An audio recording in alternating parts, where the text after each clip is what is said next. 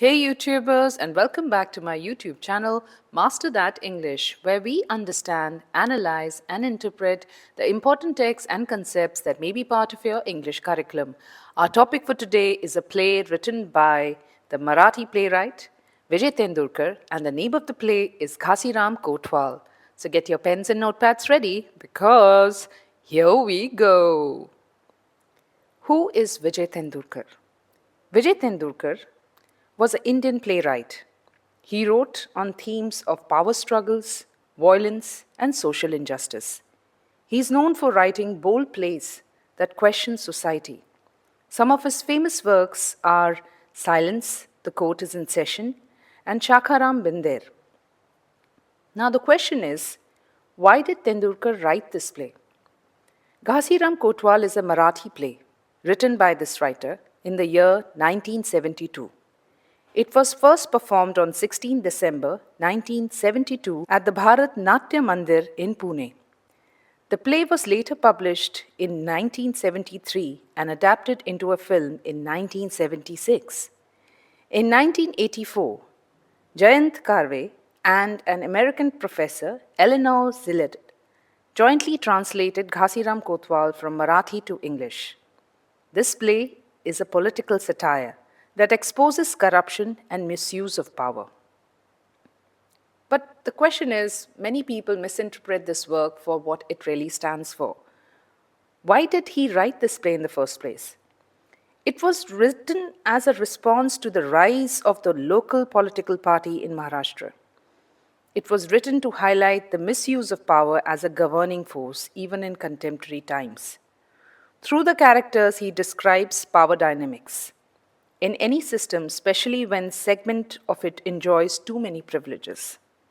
So it's not targeting on a specific individual or a particular caste or community. He just wishes to discuss in general about what exactly does it mean when somebody gets too much power or privilege. And it's interesting to see the style in which he's writing the play, because the play is musical, featuring traditional Marathi folk forms like Lavani, Lezim, and Gondhal. There is also the use of Sutradhar, who is the narrator, and a Sutradhar is a special religious storyteller who sings to take the narrative ahead. What is interesting is the historical background that is used in the play to give it an interesting dimension. Ghashiram Kotwal is a play that is set in the 18th century Pune, during the last years of the rule of the Vice-Chancellor, Nana Phadnavis, one of the prominent ministers in the court of Peshwa of Pune, Bajirao II. The Brahmins were the most privileged class in this society of Pune during that time. Through these Brahmins, Tendulkar wants to highlight that decadence in society due to undeserved and excessive privileges can lead to a lot of issues. In the play, Ghashiram Kotwal is a Brahmin from Kannauj who is pitted against the Brahmins from Pune by Nana Phadnavis by personal benefits, by making him, the Kotwal, the police power, the police chief of the city. Such an action reflects corruption in administration, exploitation of power, and moral decay.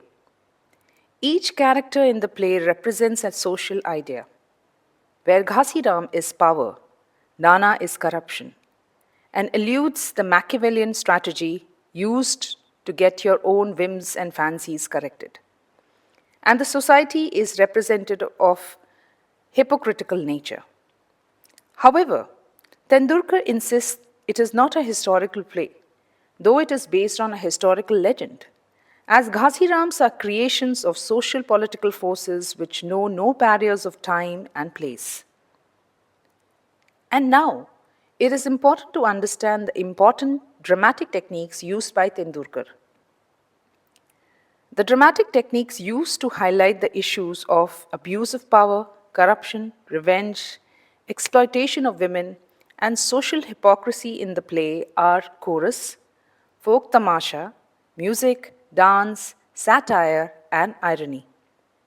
The additional symbolism used are kotwal, that is power, daughter as a mode of sacrifice, and Pune that highlights the corrupt system.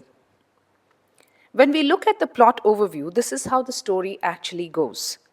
Ghasiram is a poor Brahmin from Kannauj who comes to Pune seeking for livelihood. He is humiliated and insulted by the city elite people.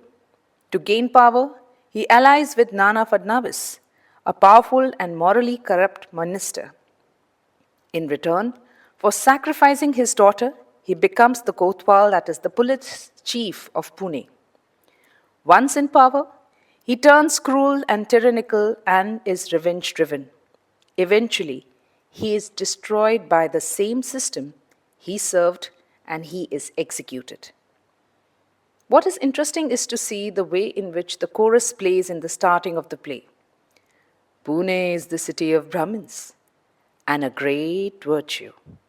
These lines are spoken ironically through the chorus. The claim of virtue is sarcastic. Pune is actually full of hypocrisy, establishing a contrast between appearance and reality. The Brahmins are singing, dancing, showing hypocrisy while pretending to be moral. So, through the society, we get to see that though the society is looking religious and disciplined on the surface, but underneath is the corrupt and indulgent nature. And why is it? Is it because of the community rights and is it because of the belief system? No. It is because people are not treating power with equal distribution. There is no censor when it comes to the way in which power dynamics is followed. And this has nothing to do with the caste. This has to do with the notion of why are people behaving in this manner. So the opening chorus sets a tone. This is not just a story about one man. It is about a corrupt system. The chorus is acting as the voice of the society. Ghasiram feels humiliated when people don't treat him well. I am a stranger here, and you treat me like a thief. Ghasiram is powerless and targeted because he's a nobody. This humiliation sparks his anger and desire for revenge, as he is falsely accused of theft and insulted by the Brahmins. This reflects how innocent people are easily crushed by those in power. And that is when Ghasiram takes the oath of revenge. This is the moment that transforms Ghasiram. His pain turns into ambition and vengeance, and marks his transformation from victim to a future tyrant. As he vows to return and dominate Pune, in this way, personal humiliation turns into obsession with power that will eventually make him an oppressor as he takes the oath of revenge. I will come back like a boar, and I'll stay as a devil. I'll make pigs of all of you. I'll make this Pune a kingdom of pigs. This is the turning point. He shifts from victim to someone who will later become an oppressor. This is where we see an emergent theme of revenge and transformation, just as in the adventure novel written by the writer Alexander Dumas, whose famous work, The Count of Monte Cristo, is also about a person who is falsely accused of something and because of which he is imprisoned for a very long time. But when a victim is given a punishment for which he is not really to be blamed for, what happens is that that person transforms due to the betrayal and seeks to revenge. And that is what results into a cruel transformation, just as both the characters go through to a certain extent in both the works. And in this particular work, Ghasiram turns into that cruel transformation due to humiliation. And that is when he says, I'll show you my strength. It will cost you. Your good days are gone. And even in The Count of Monte Cristo, which is written by Alexander Dumas, we see a very universal concept being highlighted in the work, which says that all human wisdom is contained in the words wait and hope. Both protagonists are shaped by injustice and driven by revenge. Though Ghasiram becomes more brutal, Ghasiram is shaped by injustice and revenge. And he highlights how the society is capable of turning an innocent idea into something very savage. It almost reminds me of the story of the famous romantic writer Mary Shelley, who wrote this work about a scientist who creates a monster. And the whole idea, even though it is so romanticized, but the whole treatment is done against the nature of laws, against the norms. And because of this, what happens is the creation itself is so repulsive that the creator does not accept the monster for what it is and rejects it, abandons it. Just like Ghasiram is abandoned by the society because they are not creating the man that they should be creating by treating it well. If we are given the right treatment, we do have a scope to mature as good human beings. But if not, we all turn out to be the monsters, just like Ghasiram. Because the idea of transformation is not possible with just ill treatment. And this is where it is important to understand that Nana is actually creating a wedge between Ghasiram and the Brahmins of Pune. What we see in the play is that Nana is the king here, and what he says is law. Nana holds unchecked authority. The above statement really does highlight the concentration of power in one person. As Nana is showing a silver-handled walking stick and a garland of flowers on wrist, where the walking stick denotes age and the power of garland of flowers indicates he is morally loose, implying that political leaders misuse power for personal pleasure. Nana represents authority corrupted by desire. He is central to Ghasiram's rise. Ghasya, child, you are a foreigner. I put you on Puna's back. Why? As a counter check to all the conspirators. You'll not be able to join them. They'll never trust you, even if you do. In this way, Nana creates a wedge between Ghasiram and the Brahmins of Pune to strengthen his own hands so that he can use Ghasiram as a scapegoat in the future.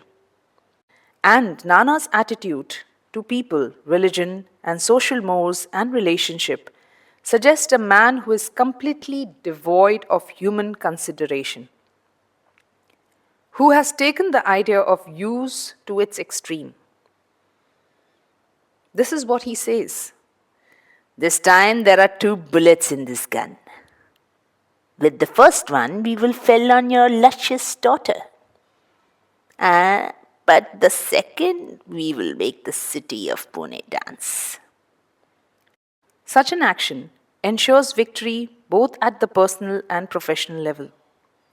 We see power and corruption evolving throughout the mode with which the story is progressing. It definitely does show us the universal stories that we have been reading all this while. When we go back to the Elizabethan age, we are reminded of the famous ambition-driven story written by the famous writer William Shakespeare titled Macbeth, where Macbeth is also driven by ambition. When the witches tell him that he is going to become the next king, his ambition makes him blind. And all he can think of is just how he can misuse power for personal gain. He tries to manipulate people and destroys everything that is not giving him the control towards things. And that is the reason why we see Ghashiram Kotwal using things like power makes a man forget justice.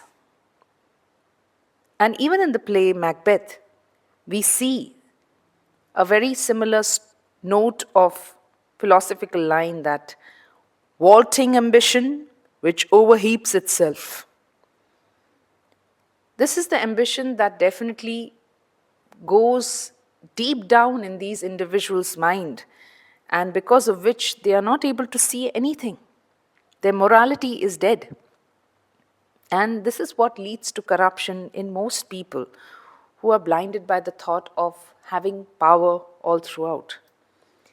And to such an extent, Ghasiram even overweighs Macbeth's position in the contemporary phase because he even offers his own daughter to Nana just to get that power. All right, sir, to shut the people's mouths, make me the Kotwal of Pune. Ghasiram presents his daughter, Gauri, to Nana to gain favor. He trades morality for power. Such an action shows his ethical downfall and desperation. In this way, power is brought through moral compromise and exploitation. This is one of the darkest moments in Ghasiram's sacrifice of his own daughter, showing how far he has fallen as an individual, as a human being. We also see gender exploitation through this scene. This is the only way. Otherwise, the lovely Gauri will not come to this palace again. In these lines, we see that women are almost treated as objects within patriarchal systems. Ghasiram's daughter symbolizes the exploitation of women. And this play was written back in the 1970s. I'm talking about the present time when I happened to see a movie titled Marry Me, which features Jennifer Lopez and Owen Wilson. That too in the year 2022. There's a famous scene in that particular movie that you can even see it on YouTube, which is where the newly married couple are having a press conference in which the reporters are questioning them whether their marriage is a publicity stunt or a genuine connection or genuine union, because they marry in a very different scenario like what we would usually see for a couple, where the lead actress is just singing a song and in the middle of the concert, she just randomly marries a man that she happens to just ask, will you marry me? And they get married. So now everybody is in doubt of whether is this really what marriage is all about, is candidly getting married just without knowing a person, or there was a true connection there. What is interesting to see is the response that the man gives when he tries to talk about the ugly reality in most cultures when it comes to the notion of marriage. This is what the actor actually says. Historically, marriage was transactional. It was about expanding your empire, and a woman's value was based on what she brought. You give me a heifer, and I'll give you my daughter. But it really was a business deal. Just like in this particular play, we get to see a business transaction where the woman is almost treated as an object, just a way to gain supremacy. So, in both the things, we see that society passively accepts this code of conduct because women don't really have a role to play anywhere. So they are used in the best way possible where an individual can gain more merit just by the virtue of them being treated as object. And what I see here is that Nana actually uses this mode of operation in a negative way. He doesn't treat his wife with honor or respect as he should be, because this has been a transactional code. Which is why we see that Nana gives Ghasiram authority over Pune. He is becoming powerful and he does become an oppressive leader. He is given all the merit. But this is a selfish exchange. And so, even though Ghasiram rises, there is a harsh reality that Ghasiram gets to see by the end of the play. But we'll come to that later. What is interesting to see as the story proceeds is how Ghasiram changes his mode of operation the moment he gets that supremacy, the power that he was always desiring for a very long time. This is what he says when he sees people doing something wrong. He becomes merciless. And what he has to say is that, let his hand burn. You should smell them burning. Smell them. He imposes strict rules and punishes people brutally. He governs through fear and brutality. This demonstrates how power corrupts him, implying that victims of injustice can become tyrants when given power.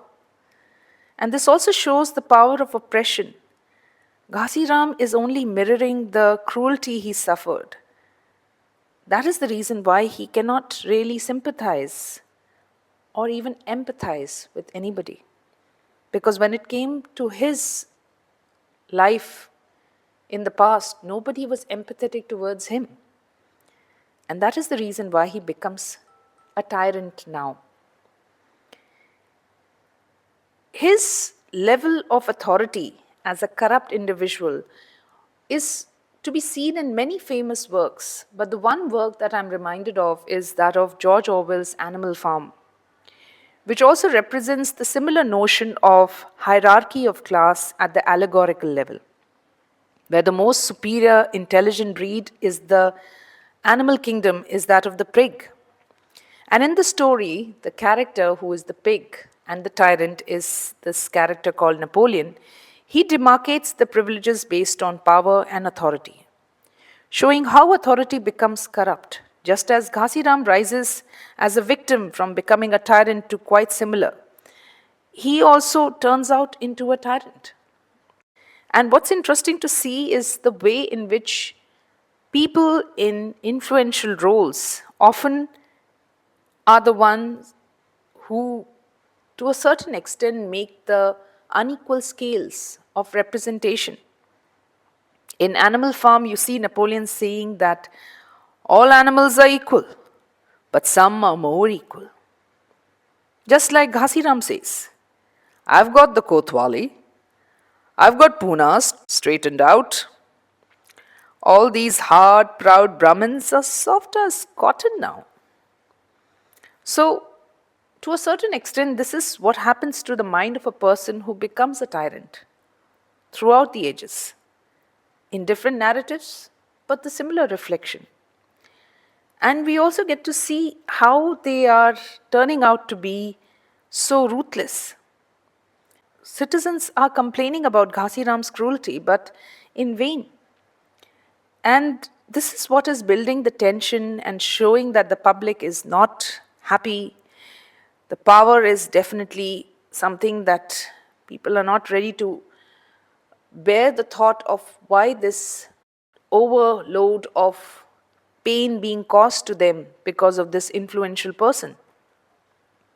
But the real turn comes now when that very daughter that he had traded with Nana, he had given his daughter's hand to Nana, and now we see the death of Gauri.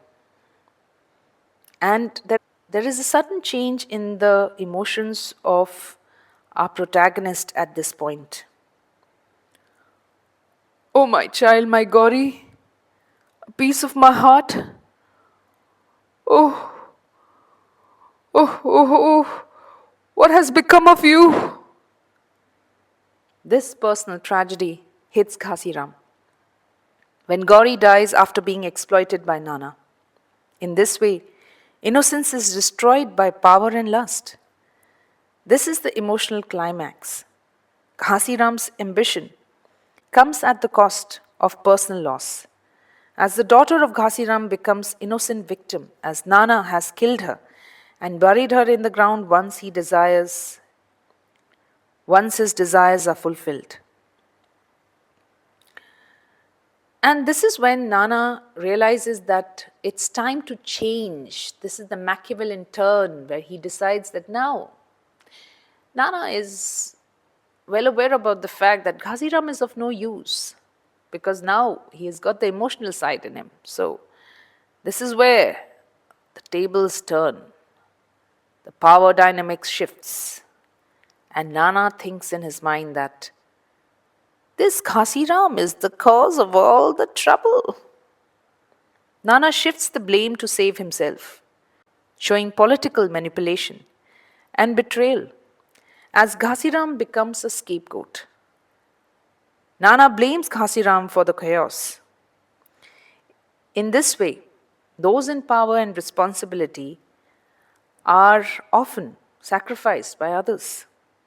And we can see that Ghasiram's execution is something that everybody supports. It's like a city that accepts things for what it is because now there is someone to be blamed for. Kill him! End this tyranny! It almost seems like a French Revolution scene where the king is publicly dethroned and beheaded. Similarly, Ghasiram is also now being executed. And the society rejects him. And this is how a person becomes a scapegoat for systematic corruption. He is publicly killed, and the system destroys both the weak and those also who are empowered as a mode of sacrifice. This completes the tragic cycle.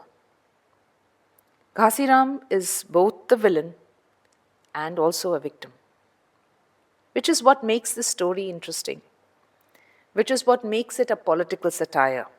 It's not just about power, it's also about the way in which power has to be changed. There is a kind of ostracizing manipulation required for things to work out effectively. And for that, the blame should not be put on Ghasiram. The blame should be put on people who are able to manipulate others and able to brainwash them so that their desires are fulfilled. We can see the brutal scene where the Sutradhar actually tells us what really happened with him. They beat him, they shaved his head, the Sindhus debauched his forehead, they rode him around on a camel, they tied to the leg of an elephant. The city of Pune watched it all. That is the public humiliation Ghasiram had to go through. He is the scapegoat, so this is what has to follow up. And to a certain extent, we get to see that Ghasiram, after being an outsider, eventually turns out to be a person who no longer has his identity being represented even by the end of this work, where he was so powerful and influential. The antagonism in his face and how he is not able to fit in the social structure is definitely showing us about the misuse migrants go through all across the globe. Even in the 1980s, the Northeast was constantly targeted. They were constantly targeted and the life was made difficult for them. So, through this story, modernist writers like Tendulkar use history, and he has in particularly used the Peshwa period to comment on the modern politics to represent the disturbing impact of power and corruption. In a similar way, we can also see many war poets and writers. I'm reminded of a writer who wrote during the World War II. He was Bertolt Brecht, a German writer, who also tried to critique the impact of World War II in his play Mother Courage and Her Children, where we notice that the play remains relevant even today because even in the play we see power and corruption, which is very timeless, and it happens to affect the lives of innocent people. Nobody understands that because that is the way with which the world works. And I think this is what writers in the contemporary time are trying to do. They're not hitting on a caste system or they're not hitting a particular timeline because these are just things that are used to create a story and a narrative. And writers are very efficient in making sure that whosoever they pick up, even as a historical context, like Nana, even though called the Machiavelli and is also there in the history in the past, does not have much in account of him, because of which it was easy for him as a writer to flesh him out in the kind of narrative that he wanted to create, just to make an awareness. These are all tricks and tricks of a magician who is profoundly a writer in this case. And that is what every writer tries to do. They are not hitting on somebody. They are trying to make us conscious. And consciousness does not come with the universal aspect of targeting anyone in specific. It comes with the notion of changing human behavior, which is what I think Tendulkar has tried to do beautifully through this work. And that brings us to the end of this lecture. I hope you enjoyed the narration with which we tried to analyze the complete play. Please make sure that you see other videos that are there in this channel, and I'm constantly making new content for you. So stay tuned until next weekend, where I will publish something more for you in store. And don't forget to like, subscribe, and share the content if you feel it was good and helpful and it could help others. That's it for today. Take care.